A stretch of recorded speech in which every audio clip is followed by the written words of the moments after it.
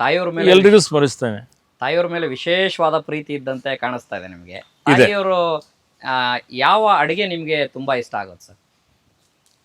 ನೋಡಿ, ನಾವೆಲ್ಲ ಮನೆಯಲ್ಲಿ ಆ ಭಾಗದಲ್ಲಿ, ಕಲ್ಯಾಣ ಕರ್ನಾಟಕ ಭಾಗದಲ್ಲಿ ಜೋಳದ ರೊಟ್ಟಿ ಊಟ ಮಾಡೋರು ನಾವು. ಸ್ಪೆಷಲಿ ನಾವು ಜಾಸ್ತಿ ನಮ್ಮ ಮನೆಯಲ್ಲಿ ಹಸುಗಳು ಎಮ್ಮೆಗಳು ಇರ್ತಾ ಇತ್ತು.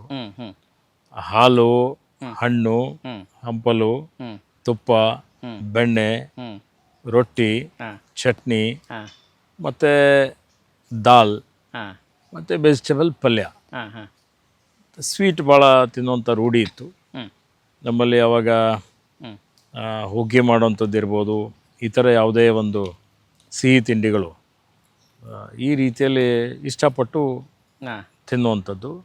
ಹಣ್ಣಿನಲ್ಲಿ ಎಲ್ಲಕ್ಕಿಂತ ಹೆಚ್ಚಿನ ಒಂದು ನಮಗೆ ಹಿಡಿಸುವಂಥದ್ದು ಅಂದರೆ ಮಾವಿನ ಹಣ್ಣು.